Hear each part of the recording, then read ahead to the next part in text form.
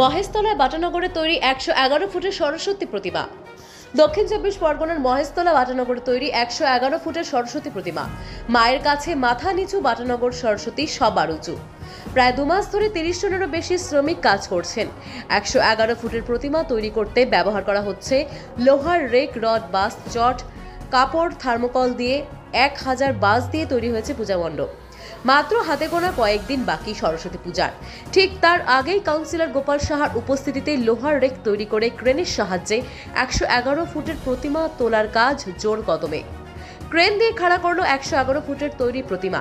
সরস্বতী পুজোকে ঘিরে উৎসবের মেজাজে মহেশতলা ভিড় নিয়ন্ত্রণে ডায়মন্ড হারবার জেলা পুলিশ।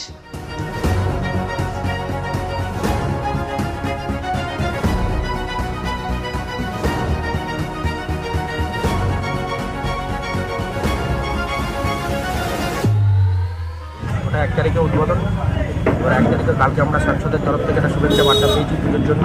তাই সাংসদ অভিনন্দন জানিয়েছি যে এই পুজো করার জন্য, এবং 1 তারিখে আপনাদের মাধ্যমে সবাইকে আমন্ত্রণ জানাতে চাই।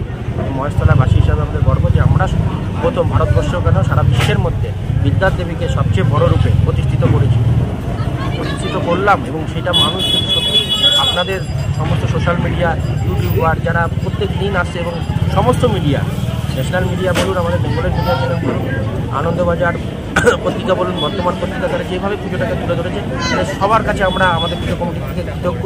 এবং আমাদের সাংসদ যেভাবে সেবাশ্রয় এগিয়ে নিয়ে চলছে, এবং পুজোটাও আমরা সেইভাবে এগিয়ে নিয়ে চলছি, কারণ বিদ্যার দেবী সরস্বতী তাকে আমরা চেয়েছি যেন বাটানগরের সরস্বতী সবার উচিত। আজকে এই বার্তা নিয়ে আমরা কাজ শুরু করেছি, এবং সরস্বতী পুজো 1 তারিখে সবাই আগমন আমরা আশা করি। উদ্বোধনে বিশেষ কি চমক থাকছে সেটা উদ্বোধনের দিনই দেখা যাবে, কারণ ওখানে জায়গা ছোট। এখন উদ্বোধনে কি চমক থাকলে বললে আরও বেশি ভিড় হয়ে যাবে, আমরা সেই ভিড়কে হয়তো ভিড়কে না কন্ট্রোল করার মতন জায়গায় চলে আসবে। তো উদ্বোধনের মতন হতে দিন, উদ্বোধনের দিন চমকটা দেখবেন, কারা কি আসছে না আসছে এটা উদ্বোধনের দিনের জন্যই থাকুক। দাদা, হঠাৎ তো দেখা যায় 111 ফুটের সরস্বতী পুজো হলো, উদ্যোগটা কী বলবেন?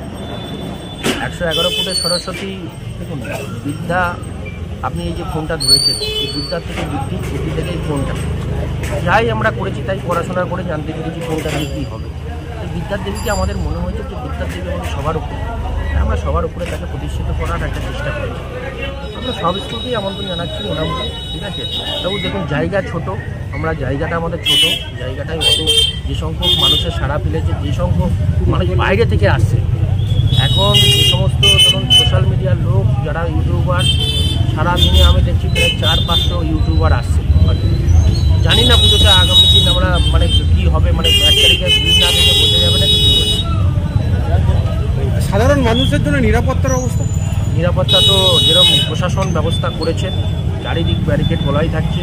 তারপরে আমরা নিজেদের থেকে আমাদের ভলেন্টিয়ার আছে, আমাদের পার্সোনাল আমরা সিকিউরিটি গার্ড রেখেছি, এবং 300-র উপরে পুলিশ ফোর্স ওখানে পোস্টিং থাকছে, আমার কাছে যতটুকু ইনফরমেশান আছে।